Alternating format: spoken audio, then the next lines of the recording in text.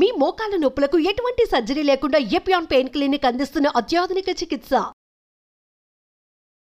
శ్రీమాత్రే నమః.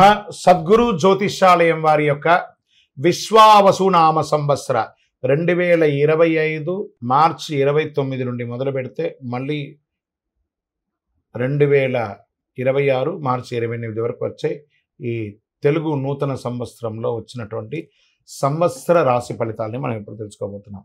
ప్రతి ఒక్కరికి ఏముంటుందంటే, గురుగారు నాకు ఎలా ఉండబోతుంది ఈ సంవత్సరం, నాకు ఆరోగ్యం ఎలా ఉంటుంది, నాకు ఐశ్వర్యం ఎలా ఉంటుంది, నా వ్యాపారం ఎలా ఉంటుంది, నాకు ఉద్యోగం ఎలా ఉంటుంది, నాకు అసలు ఉద్యోగం వస్తుందా రాదా, నాకు వివాహం అవుతుందా అవదా, నాకు సంతానం కలుగుతుందా కలగదా, నా వ్యాపారం అభివృద్ధి అవుతుంది, నేను విదేశాలకి వెళ్తానా వెళ్ళనా, ఎన్నో ప్రశ్నలతో కూడినటువంటి ఆ ప్రశ్నలకు సమాధానమే ఈ గోచార గ్రహస్థితి. ఇందులో మళ్ళీ చెప్తున్నాను, గోచార గ్రహస్థితి మీ యొక్క వ్యక్తిగత జాతకానికి ఒక 30 నుంచి 40% మాత్రమే వర్తిస్తుంది. మీరు పుట్టినటువంటి ఆ లగ్నం, మీ యొక్క టైం ప్రకారం ఒక లగ్నం ఉంటుంది, మీ నక్షత్రం ఉంటుంది, మీ పాదం ఉంటుంది. దాని ప్రకారంగానే సంపూర్ణ జాతకాన్ని తెలుసుకోవడం కుదురుతుంది. నేను చెప్పే ఈ గోచార ఫలితాన్ని కొంతవరకు తీసుకోండి. తర్వాత మీ యొక్క వ్యక్తిగత జాతకాన్ని మీ పరిసర ప్రాంతాల్లో ఉన్నటువంటి గురువులను సంప్రదించండి. గురుగారు నాకు ఈ సంవత్సరం ఎలా ఉంది, నాకు జాతకం చెప్పండి అని వారి దగ్గర అవసరమైతేనే తెలుసుకోండి. మళ్ళీ చెప్తున్నాను, ప్రతి దాంట్లోనూ ప్రతి ఎపిసోడ్లోనూ నేను చెప్తూ ఉంటాను, జాతకం పడుతున్న వర్షానికి ఒక గొడుగు మాత్రమే, కానీ జాతకం జీవితం కాదు. మీరు మిమ్మల్ని నమ్మండి, మీ ఇష్టదైవాన్ని నమ్మండి, మీ కులదైవాన్ని నమ్మండి, మీ జీవితం బాగా ఉంటుంది. మరి లేదు గురుగారు మేము మీ దగ్గర తెలుసుకోవాలనుకుంటున్నామని చాలామందికి ఉంటుంది కదా. మా దగ్గర తెలుసుకోవాలనుకుంటే కింద కనబడుతున్న మా నంబర్కి మీ పేరు, date of birth, time of birth, place of birth WhatsApp చేయండి, కాల్ చేయకండి. అది చూసిన తర్వాత మా అడ్మిన్స్ మీకు రిప్లై ఇస్తారు. విజయోస్తు. ముందుగా మొట్టమొదటిది మేషరాశి. అశ్విని నక్షత్రం, భరణి నక్షత్రం, కృత్తిక మొదటి పాదానికి సంబంధించిన మీరు మేషరాశి వారిగా పరిగణించబడుతున్నారు. ఈ సంవత్సరం మీకు శుభాశుభ ఫలితాలు ఎలా ఉన్నాయంటే, ఈ సంవత్సరం ప్రారంభం మరియు కార్తీక మార్గశిరముల యందు ఏకాదశ శని ఒకటచే సర్వము అనుకూలంగా ఉంటుంది. కానీ చైత్ర బహుళం నుండి మిగిలిన సమయంలో ద్వాదశ శని, ఏళ్నాడు శని ప్రారంభం కావున జాగ్రత్త అవసరము.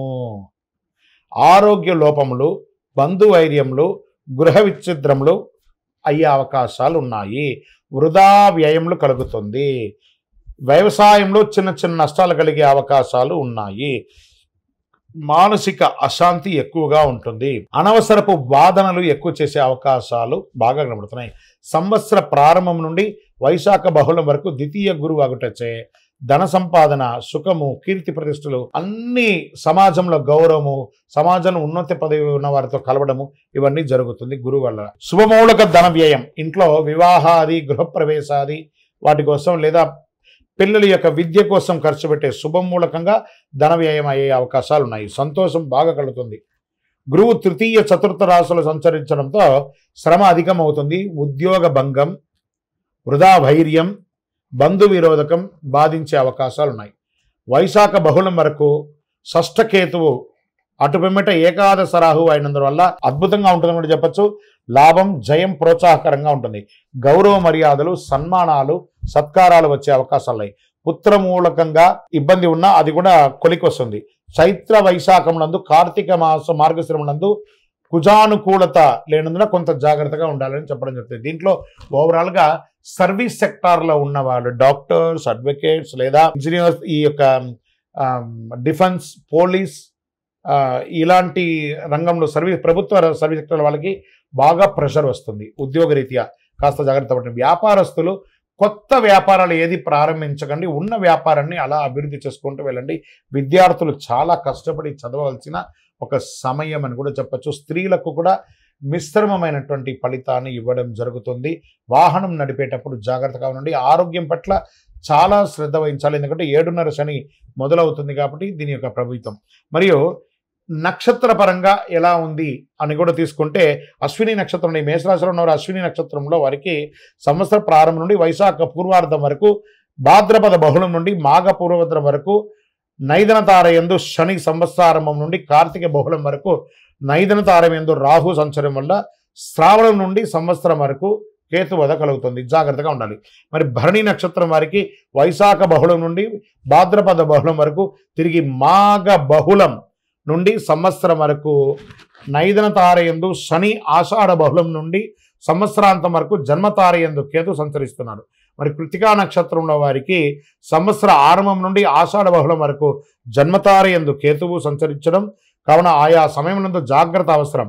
శని గురువులకు భగవత్కృపతో ప్రార్థన చేసుకోవడం, దక్షిణామూర్తి ప్రార్థన చేయడం, శని భగవానునికి ప్రదక్షిణం చేయడం. దీనికి ప్రాయశ్చిత్తం ఏం చేయాలి అంటే పక్కన ఏదైనా మీ పరిసర ప్రాంతాల్లో ఉన్నటువంటి దేవాలయంలోకి వెళ్ళి నవగ్రహాలకి 19 ప్రదక్షిణాలు, 19 మంగళవారాలు, 19 శనివారాలు, 19 ప్రదక్షిణలు అలా చేసి చూడండి, అద్భుతంగా ఉంటుంది. ఒక చిన్న బెల్లం ముక్కను కాకికి పెడుతూ ఉండండి. లక్కీ నెంబర్ 5 మరియు 9 మీకు చాలా కలిసి వస్తుందని కూడా చెప్పడం జరుగుతుంది. రెడ్ కలర్ అండ్ ఈ మన గ్రే కలర్ ఉంటుంది చూసారా, సిమెంట్ కలర్, ఆ కలర్ని ఎక్కువ వాడడానికి ప్రయత్నం చేయండి. ఇంకను సకల దోషాలు తొలగడానికి మీ వయస్సు ఎంత ఉందో అన్ని దీపాన్ని మీ ఇష్టదైవం కులదైవం దగ్గర పోయి వెలిగించండి. కనీసం ఈ సంవత్సరంలో మీ నక్షత్రం రోజైనా పోయి వెలిగించండి, చాలా శుభం కలుగుతుంది. ఈ అతి శక్తివంతమైనటువంటి కరుంగాలి మాలను ధరించండి. ఆయురారోగ్య ఐశ్వర్య భోగభాగ్యాలతో ఉండండి. విజయోస్తు.